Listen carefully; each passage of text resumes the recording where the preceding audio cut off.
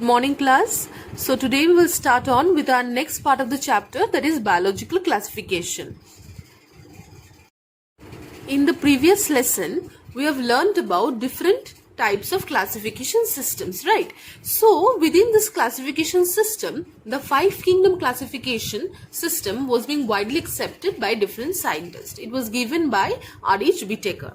He said that there are 5 kingdoms, namely what? Firstly, Monera, Protista, Fungi, Plantae and Animalia. In the last lesson, we have learnt about 2 kingdoms, that is Monera and Protista. So today we will start on with Fungi, Plantae and Animalia. So firstly, to start on with fungi. What are those organisms? They are the eukaryotic organisms. Why eukaryotic? Because they have well-developed nucleus being present. Next is they reproduce by means of spores called conidia or sporangiospores or zoospores, but they are non-motile. That means what? These spores, wherever it is present, they are not consisting of any flagella.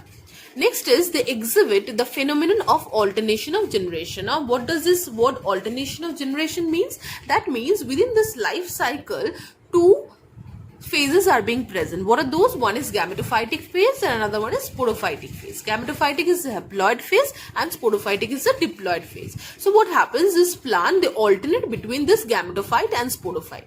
So this fungi also, they exhibit this phenomenon of alternation of generation.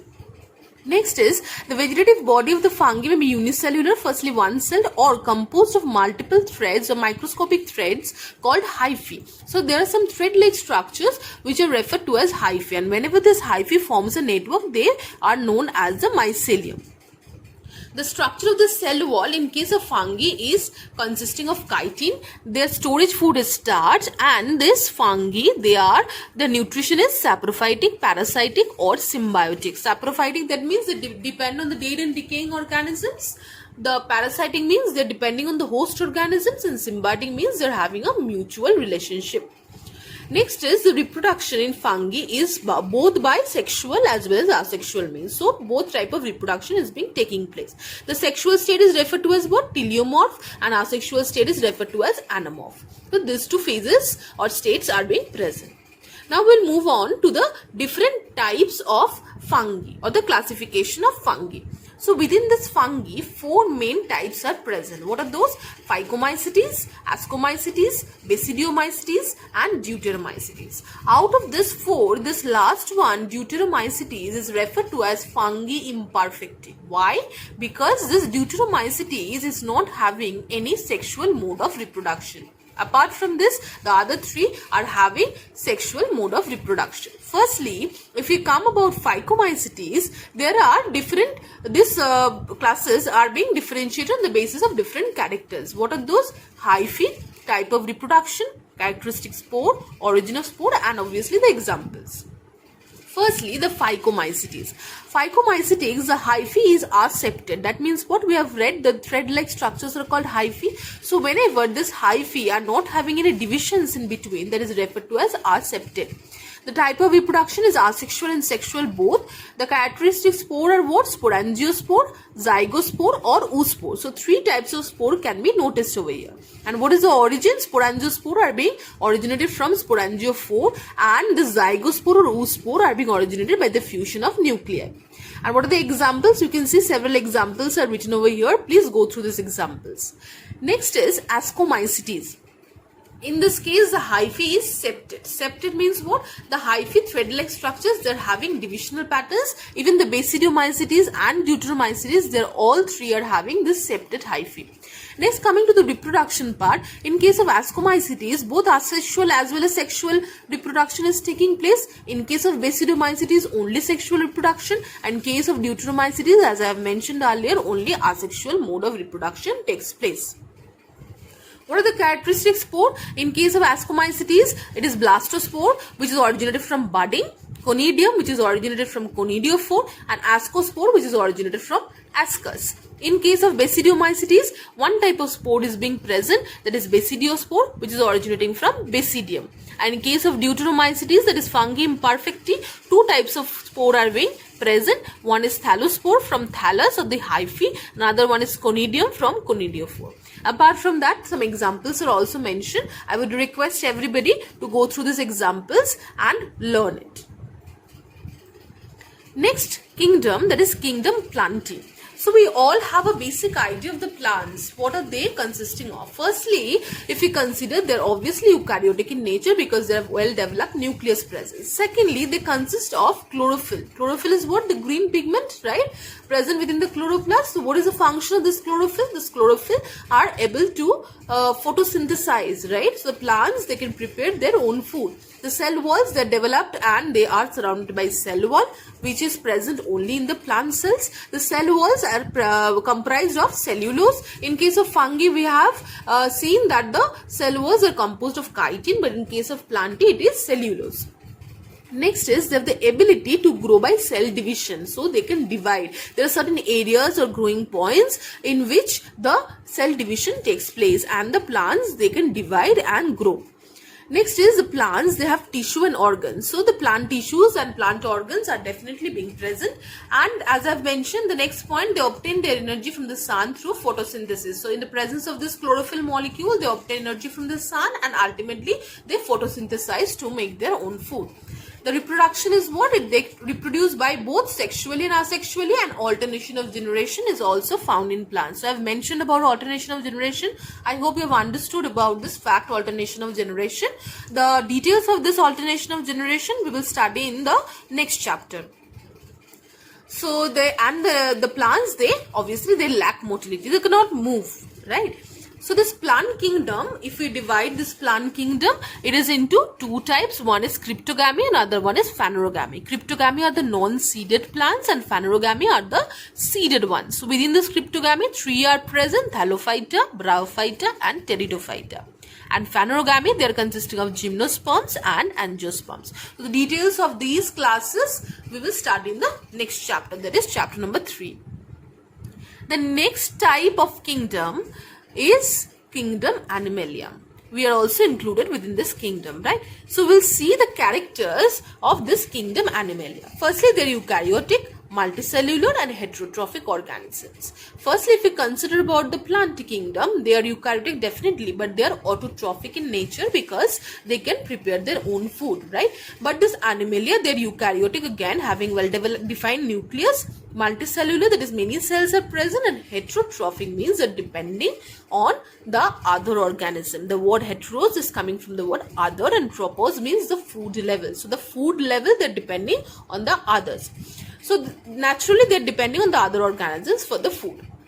Next is the size of animals obviously ranges. We can see insects also, we can see the human beings also within this animal kingdom. So obviously the size will range.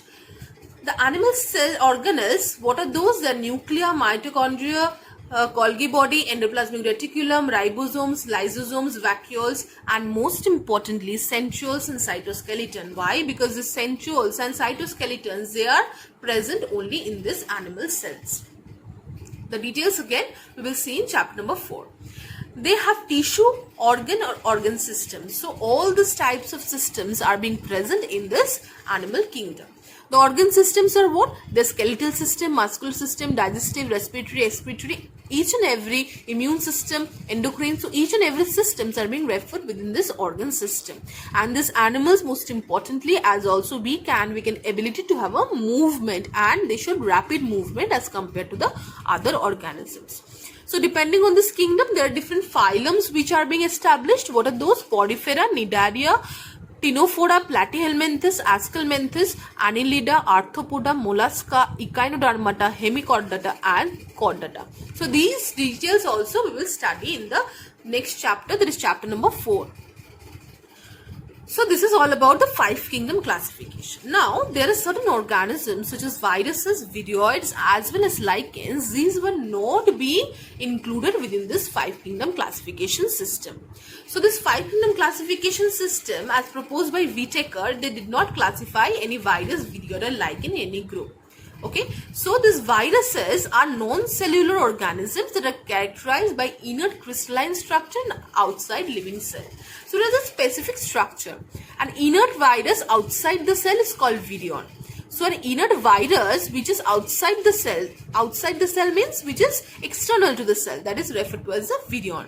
So these are the obligate parasites and they do not have any biosynthetic machinery. So they do not have any specific machinery. Once they infect a cell, then they take over the machinery of that host cell and they can replicate or they can increase their number. So this is referred to as the virion. So this name virus was given by whom? This name virus was given by scientist Pasteur. And if you want to classify on the basis of DNA or RNA, two types of viruses are present. One is deoxyvira or DNA viruses. This presence of the DNA within these cells, and these are specifically animal viruses, and this ribovira or RNA viruses, these are specifically the plant viruses in which the RNA is the important factor. So apart from this, depending on the host types, the virus can be classified again into three different types. One is plant virus, which is called phytophageny. So these are specifically, from the name you can understand, is the present in plants. For example, the tobacco mosaic virus, potato mosaic virus, and so on. The animal viruses, which is called zoophageny. These are the viruses specifically in humans. For example, influenza virus, smallpox virus, hepatitis. You have heard these names probably. And next one is bacterial viruses, that is referred to as phageny. And these are the bacteriophages. So we'll see on with the structure of this bacteriophage. So here you can see one specific structure of bacteriophage. Two important parts are present. One is head, another one is tail.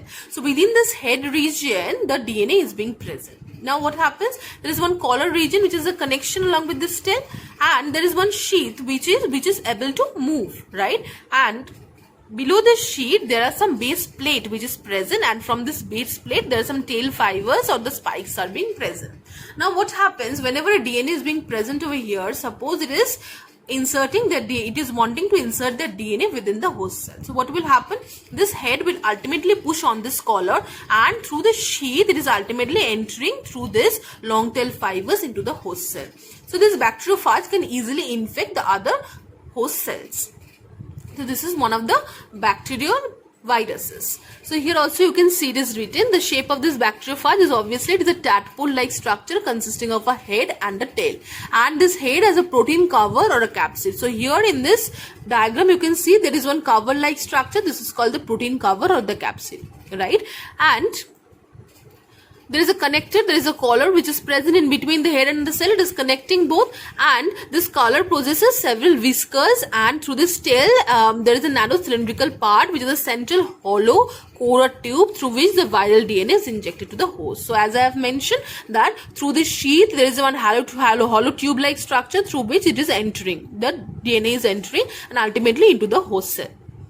The next one we will move on to is virioids. So what is this virioid? It was discovered by scientist Theo Diener in 1971. He said there is a new infectious agent which is being present that is obviously smaller than the viruses and that cause a specific disease called potato spindle tuber disease. So what he told about this virioids? He told that it is consisting of a free RNA and it lacked the protein code. Like in the viruses we have seen there is a protein code which is present, but this virioids, according to the scientists, it lacked the protein code, right? And this RNA of the virioid was of low molecular weight. So the molecular weight was also low. Next is lichen. So what is this lichen? Lichen are the symbiotic associations of what? Of algae and fungi. So there is a mutual connections. So what is the function of those? The algal component is called the phycobiont and the fungal component is called the mycobiont, which are autotrophic and heterotrophic respectively. So algae we all know they are the autotrophs and fungi they are the heterotrophs. So they are having two functions. So algae is preparing the food being autotrophs, and fungi they are providing shelter and absorb mineral nutrients and water for its partner. So both are mutually benefiting each other. So hopefully you have understood this part of this chapter, right? The other three kingdoms, fungi, plantae and animalia, as well as viruses, virioids and lichens, which are not being classified within any classification system. Thank you so much.